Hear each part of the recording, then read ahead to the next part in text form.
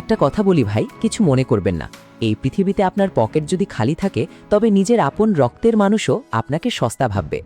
কোনো দাওয়াতে গেলে দেখবেন যে টাকাওয়ালা মামা বা চাচা এসেছে, তাকে সোফায় বসিয়ে খাতির করা হচ্ছে, আর আপনি এক কোণায় দাঁড়িয়ে থাকলেও কেউ এক গ্লাস পানিও দিবে না। মানুষ আসলে আপনাকে নয়, আপনার পকেটের ওজনকে সম্মান করে। এটাই এই পৃথিবীর অলিখিত নিয়ম। কিন্তু মনের ভেতর কষ্টটা কোথায় লাগে জানেন? আপনি তো অলস নন, আপনি প্রতিদিন সকাল থেকে রাত পর্যন্ত জান প্রাণ দিয়ে পরিশ্রম করছেন, রোদ বৃষ্টি মাথায় নিয়ে মাথার ঘাম পায়ে ফেলছেন। তাও মাস শেষে ওই ছেঁড়া পকেটটাই থেকে যায়, ধার দেনা শোধ করতেই জীবন হিমশিম। অথচ একই সমাজে কিছু মানুষ এত আরামায়েশে কোটি কোটি টাকা কামাচ্ছে। তারা কি আপনার চেয়ে বেশি পরিশ্রম করে? না ভাই, একদমই না। একজন রিক্সা চালক বা দিনমজুর যে শারীরিক পরিশ্রম করে, একজন বড় ব্যবসায়ী তার 4 ভাগের 1 ভাগও করে না। তাহলে তফাৎটা কোথায়? তফাৎটা হলো আমরা গাধার মতো শুধু রক্ত জল করছি, আর তারা বুদ্ধি খাটিয়ে সঠিক সময়ে সঠিক সিদ্ধান্তটা নিচ্ছে। আপনি যদি ভাবেন 20 থেকে 30,000 টাকার একটা চাকরি করে বা শুধু অন্যের অধীনে গোলামি করে ভাগ্য বদলাবেন, তবে ভুল করছেন। চাকরি দিয়ে বড়জোর দুবেলা দুমুঠো ডাল ভাত জুটবে ভাই, কিন্তু মা বাবার মুখে হাসি ফোটানো বা নিজের একটা পাকা ঘর তোলার স্বপ্ন অধরাই থেকে যাবে।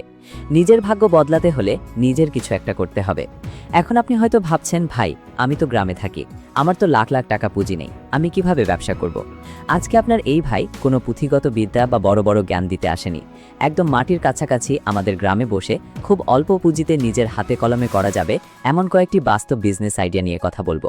পুরো ভিডিওটা একটু মন দিয়ে দেখেন ভাই, হয়তো এই 10টা মিনিট আপনার আগামী 10 বছরের জীবনটা বদলে দিতে পারে। আমাদের চেইনের প্রথম ভিত্তি হলো পুকুরে মাছ চাষ। তবে ভুল করেও শুধু এক জাতের মাছ ছাড়বেন না। পুকুরের পানির 3টা স্তর থাকে। ওপরের স্তরের জন্য কাতলা বা সিলভার কার্প, মাঝের স্তরের জন্য রুই, আর নিচের স্তরের জন্য মৃগেল বা কার্প মাছ, সাথে কিছু তেলাপিয়া আর পাঙ্গাস। এতে করে পুকুরের কোনো জায়গায় নষ্ট হয় না, সব স্তরের খাবার সমানভাবে ব্যবহার হয়। 2. মাছের পোনা ফিঙ্গারলিং। অনেকে শুধু বড় মাছ চাষ করে, কিন্তু আপনি যদি পুকুরের একটা কোনায় নেট দিয়ে ছোট হাপা তৈরি করে ধানি পোনা এনে কিছুদিন লালন পালন করে ফিঙ্গারলিং বা আঙুল সাইজের পোনা তৈরি করতে পারেন, তবে সেটা আশেপাশের চাষিদের কাছে চড়া দামে বিক্রি করতে পারবেন। এটা মাছ চাষের ভেতরেই আরেকটা বড় লাভজনক ব্যবসা। 3. পুকুরে হাঁস পালন। পুকুরের ওপরের অংশটা কিন্তু একদম খালি পড়ে থাকে, সেখানে আপনি ছেড়ে দিন উন্নত জাতের হাঁস, যেমন ক্যাম্বেল বা বেইজিং। হাঁস পানিতে সাঁতার কাটলে পানির ওপর স্তরে অক্সিজেন তৈরি হয়, যা মাছের জন্য দারুণ উপকারী, আর হাঁসের কারণে পুকুরে ক্ষতিকর পোকামাকড় বা শ্যাওলা জমতে পারে না। 4. হাঁসের ডিম বিক্রি। আপনি যখন পুকুরে হাঁস পালন করছেন, তাদের বাড়তি খাবার খুব কম লাগে, কারণ তারা পুকুর থেকেই অনেক প্রাকৃতিক খাবার পায়। এই হাঁসগুলো যখন প্রতিদিন ডিম দেবে, তখন আপনার প্রতিদিনের একটা ডিরেক্ট ক্যাশ ইনকাম তৈরি হবে। গ্রামে হাঁসের ডিমের চাহিদা কেমন তা নিশ্চয়ই আপনাকে নতুন করে বলতে হবে না। 5. জৈব সার তৈরি হাঁসের বর্জ্য ব্যবহার করে। হাঁসগুলো যখন পুকুর পাড়ে বা তাদের ঘরে থাকবে, তাদের যে মল বা বর্জ্য, সেটা কিন্তু পৃথিবীর অন্যতম সেরা ও শক্তিশালী নাইট্রোজেন সমৃদ্ধ জৈব সার। এই সারটা আমরা 2 ভাবে ব্যবহার করব। কিছুটা যাবে পুকুরের পানিতে, প্রাকৃতিক ফাইটোপ্ল্যাঙ্কটন, মাছের প্রাকৃতিক খাবার তৈরিতে, আর বাকিটা দিয়ে আমরা করব আমাদের পরবর্তী ব্যবসা। 6. পুকুর পাড়ের সবজি চাষ। পুকুর পাড়ের মাটি সবসময় আর্দ্র আর উর্বর থাকে। ওই হাঁসের খাঁটি জৈব সার ব্যবহার করে পুকুর পাড়ে আপনি লাউ, মিষ্টি কুমড়া, ঝিঙে বা শশা চাষ করুন। এই সবজিগুলোর সাইজ এত চমৎকার হবে যে বাজারে নেওয়ার সাথে সাথে বিক্রি হয়ে যাবে। আপনার সার কেনা বাবদ 1 টাকাও খরচ হলো না, অথচ সবজি বেচে প্রতি সপ্তাহে মোটা টাকা পকেটে আসছে। 7. পুকুর পাড়ে কলা, পেঁপে বা ফলন বৃক্ষরোপণ। পুকুর পাড়ের একদম কিনারায় ফাঁকা জায়গায় লাগিয়ে দিন লাইনের পর লাইন মেহের সাগর কলা বা হাইব্রিড পেঁপে গাছ। চাইলে 2-4টা উন্নত জাতের নারিকেল গাছও লাগাতে পারেন। এগুলো পুকুরের পাড়কে ভেঙে যাওয়া থেকে রক্ষা করবে। 8. জলজ শাকসবজি চাষ। পুকুরের চারপাশের পাড়ের কিনারায় যেখানে মাছ সচরাচর যায় না, সেখানে অনায়াসে কলমি শাক বা হেলেঞ্চা শাকের চাষ করা যায়।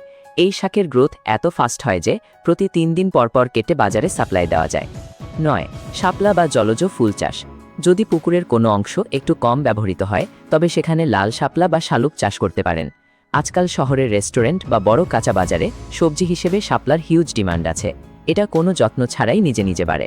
ভাইজান, আপনি যখন এতগুলো জিনিস একসাথে উৎপাদন করছেন, তখন আপনি আর সাধারণ চাষি নন, আপনি এখন একটা মিনি ব্র্যান্ড। এবার আমাদের চেইনটাকে আরও বড় করতে হবে বাজারের দিকে। 10. মাছ সরাসরি বাজার বা রেস্টুরেন্টে সরবরাহ। মাছ বড় হওয়ার পর পাইকারদের কাছে সস্তায় দেবেন না। একটু কষ্ট করে সকালবেলা স্থানীয় বাজারের বড় বড় মাছের দোকান বা রেস্টুরেন্টে গিয়ে কথা বলুন। তাদের বলুন, ভাই একদম টাটকা জ্যান্ত মাছ দেব, পাইকারি আড়তের চেয়ে কেজিতে 5-10 টাকা কমে দেব। গ্রামে বসে অলস সময় নষ্ট না করে আজই আপনার চারপাশের সম্পদগুলোকে এভাবে কাজে লাগানোর চিন্তা করুন। যদি কোনো একটা আইডিয়াও আপনার মনের ভেতর একটু দোলা দিয়ে থাকে, তবে অলসতা ঝেড়ে কাজে লেগে যান। আপনার এই ভাই সবসময় আপনার পাশে আছে। নিজের খেয়াল রাখবেন। খুব ভালো থাকবেন ভাই। আল্লাহ হাফেজ।